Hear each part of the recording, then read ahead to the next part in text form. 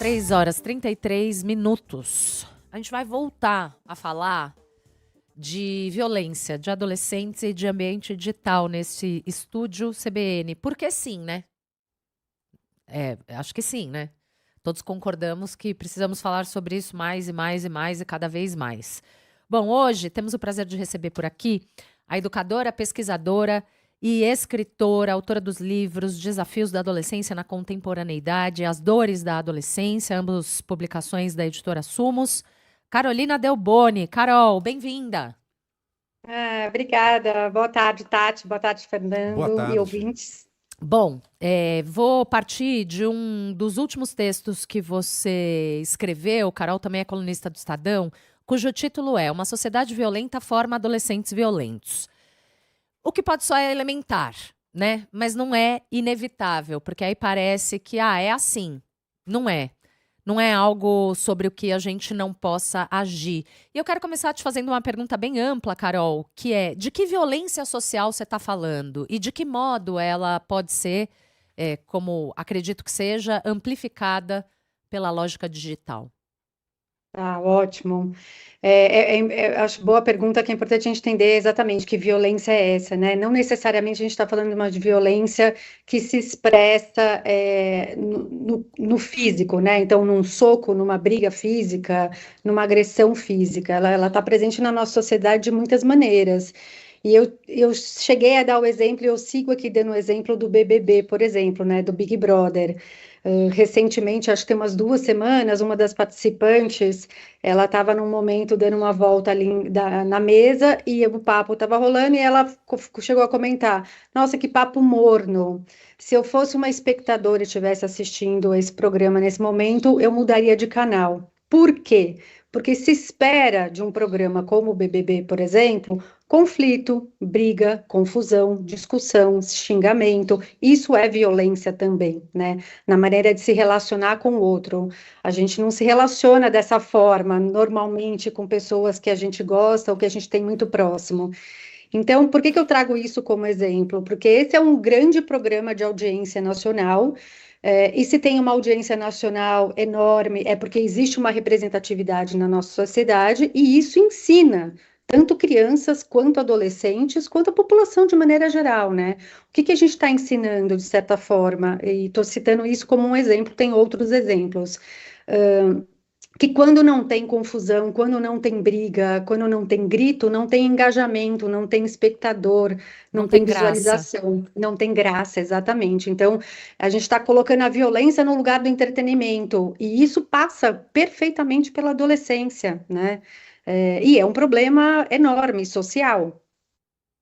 Entendo. Inclusive, dentro desse contexto de violência, a gente tem na TV programas praticamente específicos com relação a isso, que ficam Há anos, repetindo a né? mesma imagem de violência quase que simultaneamente. As redes sociais nem se fala. E tem aquele aviso que é o cuidado, cenas fortes. Não funciona mais, né?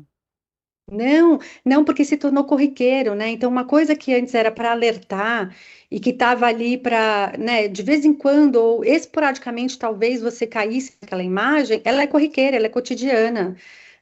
Eu tenho até questionado o papel um pouco da mídia social e da imprensa na divulgação dessas imagens, porque é uma propagação da violência. Por mais que você tenha o aviso, você está propagando a violência. E você imagina, por exemplo, um adolescente, né, que está com o cérebro em formação, num processo de formação, num processo de constituição da própria identidade dele, testando algumas formas de estar na sociedade. Você é toda hora bombardeado por imagens violentas. A gente tem estudos que mostram, né, que conforme a gente entra em contato ou a violência entra dentro do nosso cotidiano, digamos assim, a gente naturaliza essa violência, porque ela passa a fazer parte do seu cotidiano. Então, você dessensibiliza aquele ser para a violência. E o que a gente tem, por exemplo, nas redes sociais é isso, né? Sendo um canal de um influenciador, por exemplo, ou um canal, muitas vezes, de uma imprensa, né? Mas são adolescentes sendo bombardeados, no campo digital e no campo físico por imagens e cenas de violência a todo momento. É. E é muito louco, né? Porque os crimes estão mais violentos, né? Falou-se muito disso, muito no fim do ano, na onda de feminicídios, que, enfim, não foi excepcional, está acontecendo nesse momento, só se falou mais sobre isso no fim do ano, mas sobre mortes com requintes de crueldade, a maneira como se mata essas mulheres, agora mais recentemente, animais sendo espancados até a morte. Então, quer dizer, não é que acontece, os crimes estão mais violentos, a gente noticia essa violência e isso acaba atingindo os adolescentes que também estão inseridos num ambiente digital muito violento. Vira um ciclo muito ruim, né, Carol? E aí quero te perguntar, de que maneira o digital... Bom, primeiro, que tipo de impacto essas notícias de fatos violentos têm nos nossos jovens, nas nossas crianças, e de que maneira o digital estimula esse ciclo violento e o cometimento de crimes cada vez mais cruéis? Aham.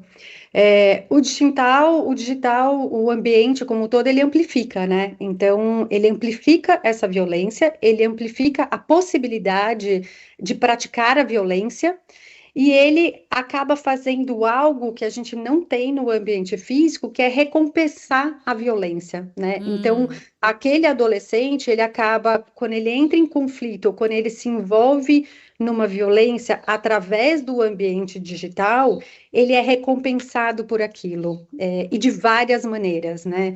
Desde sendo exaltado por um grupo, então a gente sabe também, porque existem estudos comprovando, né, que muitos desses adolescentes acabam fazendo parte de grupos que tem ali outros adolescentes, e muitas vezes tem, na grande maioria das vezes, na verdade, você tem adultos que aliciam adolescentes para praticarem a violência, e em troca, esse adolescente acaba, e isso principalmente acontece com os meninos, né? Eles são exaltados dentro daquele grupo, então ele ganha um status social.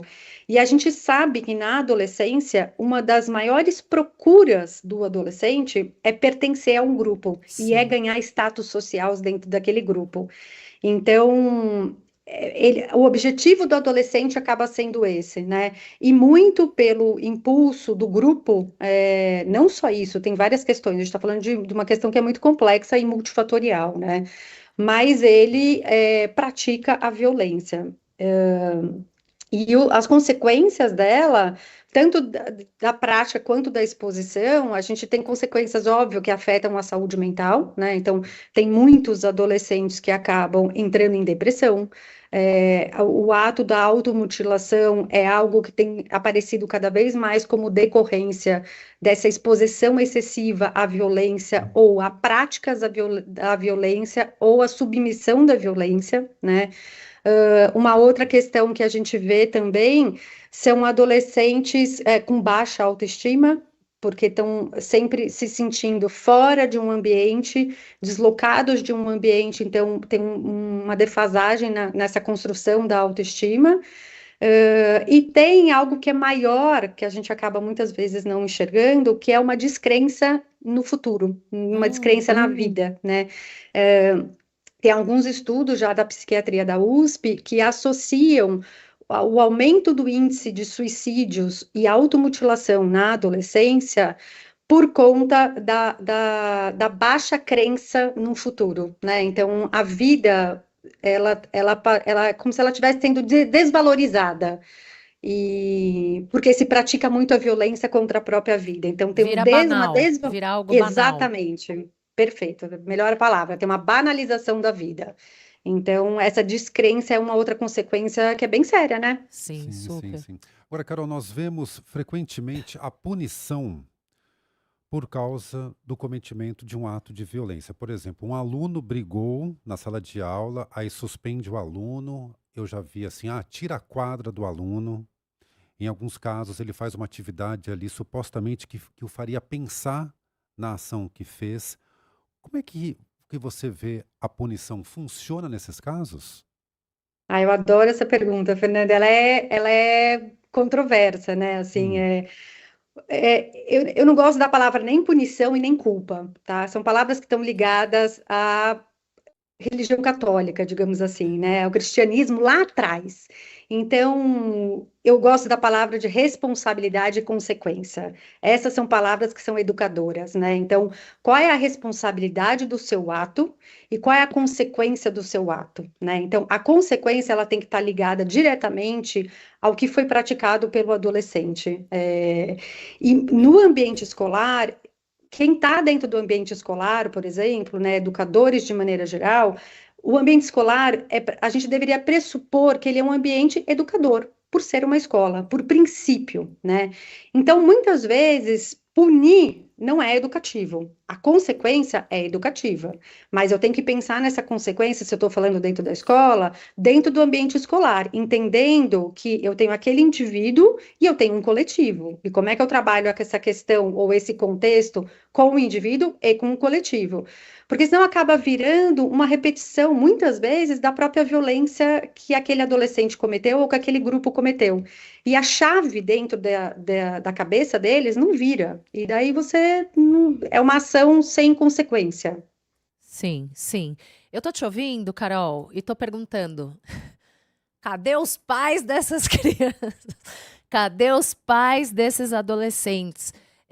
Porque também você traz isso num texto que, em vez de perguntar o que está acontecendo com os nossos jovens, a pergunta mais adequada é o que está acontecendo com os pais dos nossos jovens, com os tios dos nossos jovens, com os avós dos nossos jovens, que estão cada vez mais infantilizados, com baixíssima tolerância à frustração.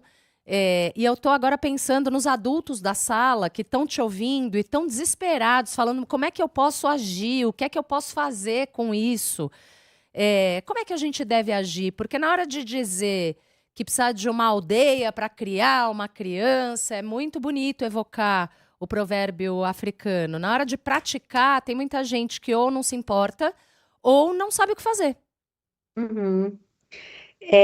Além do que, quando essa criança cresce, entra na adolescência ou na juventude, a gente já soltou a mão, né? A aldeia já se desfez inteirinha, porque É. supostamente ela tem autonomia suficiente para fazer uma série de coisas sozinhas, né? Mas eu digo que o adolescente e o jovem precisa do dedinho do adulto, né? Então, ande de dedinho dado com esse adulto, com esse adolescente, né? E a gente precisa ter coragem de deixar que os filhos entrem em contato com emoções que geram desconforto. Talvez esse seja o maior desafio, e é um desafio que bate nos próprios adultos, porque é isso, né? A gente tem adultos numa sociedade pouco tolerantes à frustração, ao limite, ao não, né?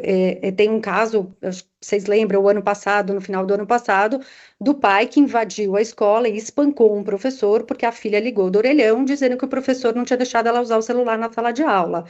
Esse é um adulto completamente intolerante a limites, a não, a regras, né? Então, como esse adulto educa um filho, né, ou uma filha?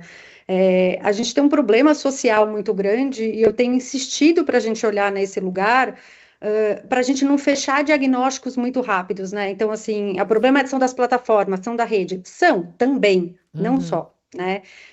E talvez o desafio seja esse, a gente entender que estamos sim num momento muito mais complexo de mundo, num momento onde as violências praticadas são brutais, né?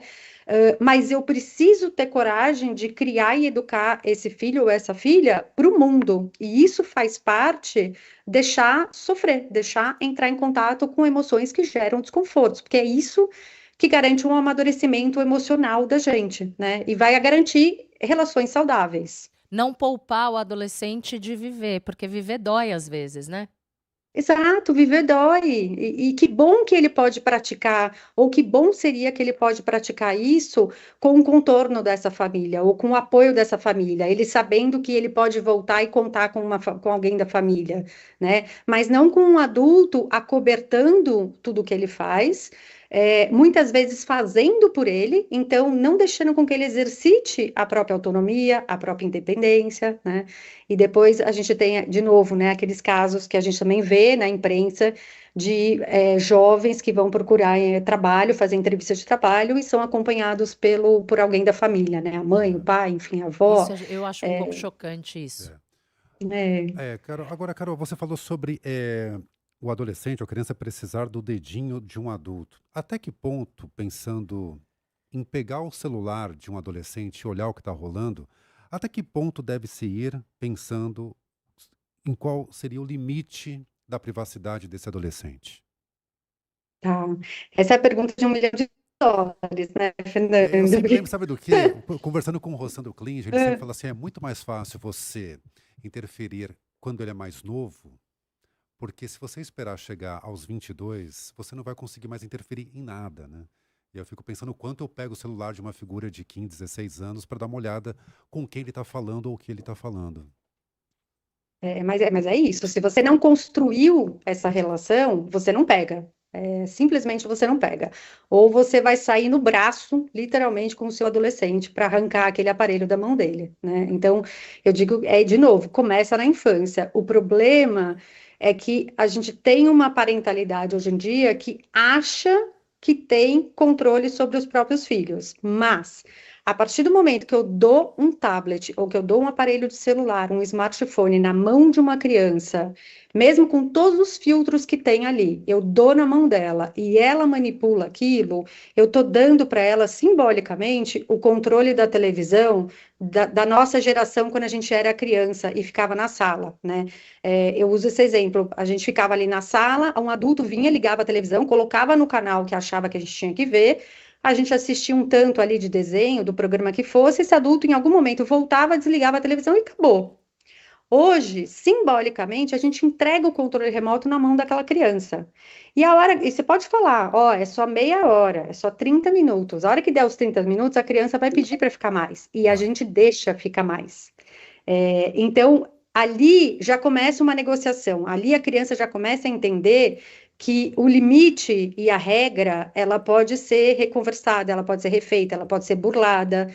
E isso vai crescendo até que chega na adolescência e fica muito difícil, né? O que eu sempre tento dizer, assim, é para os pais terem uma conversa muito honesta, né? E de repente sentar do lado desse adolescente e falar: olha, eu tô vendo que tá tendo um uso exorbitante, né? O tempo está extrapolando, eu não sei aonde você está circulando, quais são os ambientes, e eu queria refazer um combinado com você. Então, às vezes, abrir o jogo com esse adolescente, expor o medo e as vulnerabilidades e fazer um combinado junto pode ser a melhor alternativa. Legal, legal, legal. Eu pensei de novo aqui na aldeia e pensei que fazem parte da aldeia também as instituições, né? Quando a gente vive uma vida numa sociedade e numa sociedade capitalista, que é a sociedade em que a gente vive. Vou trazer uma ouvinte aqui para a conversa, Carol. A Aline está dizendo: Austrália e Espanha são exemplos de países que restringem o uso de redes sociais por menores de 16 anos. Essas plataformas lucram incessantemente com a nossa presença digital e não oferecem nada em troca no quesito de segurança. Menores de idade estão expostos a qualquer tipo de influência. Também fazem parte da aldeia as empresas, também fazem parte da aldeia os governos. Eu quero te ouvir sobre possibilidades de restrição e de regulação. O que é que você pensa sobre impor, porque é uma imposição, algum limite para crianças e adolescentes no uso das redes? Tati, para criança eu não tenho a menor dúvida. Tem que ter limite, tem que ter regra, tem que ter imposição e tem que não é para ter acesso às redes sociais, né? Eu trabalho dentro de escola, dentro de instituição escolar e é uma loucura o repertório das crianças, o que tem se tornado o repertório das crianças. Atividades de escrita ou de leitura, mas principalmente atividade de escrita ou desenho. O repertório que aparece nas histórias, como personagem, como conflito, como criação e imaginação, ele vem totalmente do ambiente digital. E a gente sabe que isso é uma pobreza para o desenvolvimento tanto físico quanto psicoemocional das crianças, né? Então, eu não tenho a menor dúvida que ali tem que ser banido, assim, sem piscar os olhos, né, de dúvida.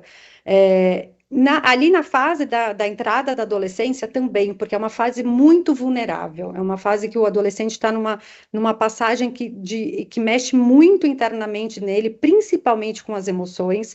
A gente sabe que 80% dos transtornos mentais, eles aparecem pela primeira vez na adolescência, e exatamente nesse começo da adolescência, então é uma fase muito sensível, e que o máximo que ele tiver de proteção desses ambientes é melhor. A gente sabe que a gente vai garantir um desenvolvimento psicoemocional mais saudável para ele. Agora, quando a gente entra ali na adolescência, que é na escola é o Fundamental 2, né? Então, você tem ali 15, 16 anos, 17, a conversa precisa ser outra. A gente tem que entrar com a educação. Não que não tenha que entrar antes, óbvio, né? Mas assim, a gente deveria estar pensando muito mais na educação digital e na educação midiática do que na proibição, né? Porque é a educação que vai prevenir uma série de violências, tanto de você ser violentado quanto você ser a pessoa que violenta, né? A gente precisa ser educado, eu falo, alguém educou, ensinaram a gente como é que a gente atravessa a rua, como é que a gente se comporta num evento, num almoço, num encontro de família, só que ninguém ensinou como é que a gente faz essas coisas dentro do ambiente digital. E ali é um ambiente também, né? Então precisa de educação para isso. E a gente tem que entender que a educação ela tem que vir primeiro do que a proibição, principalmente nessa faixa etária. Carol, bom, eu sei que você é da área da educação e não da área da neurociência, mas você falou sobre o cérebro do jovem, que não está formado ainda. Inclusive, até recentemente mudou a idade para se formar o cérebro de um jovem. O quanto a neurociência nos explica, nos dá dicas, pistas sobre como lidar com eles? Nossa, a neurociência dá muitas dicas, porque ela explica justamente essa parte do cérebro que a gente não entende, né? Então, muitas das ações e reações do adolescente, ela tem explicação por conta do córtex frontal, né? Que não está ainda 100% amadurecido, ele vai amadurecer lá em torno dos 24, 25 anos, e é essa área do cérebro que dá para a gente o limite, a sensação de perigo, né? Quando você está diante de uma situação, por exemplo, e você sabe que aquilo, você está correndo risco. Isso está em processo de formação no adolescente. E é isso que tira dele a possibilidade de avaliar uma situação e decidir não entrar nela, né? Por exemplo. Então, a neurociência traz muitas explicações para coisas que a gente acha que é coisa de adolescente.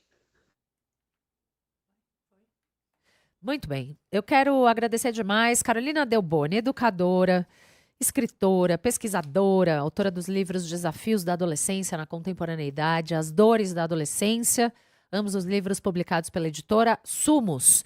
Carol, sempre um prazer te ouvir, te receber aqui no Estúdio CBN. Obrigada por hoje. Venha sempre. Obrigada a vocês e obrigada, ouvintes. Obrigado, Carol. Até.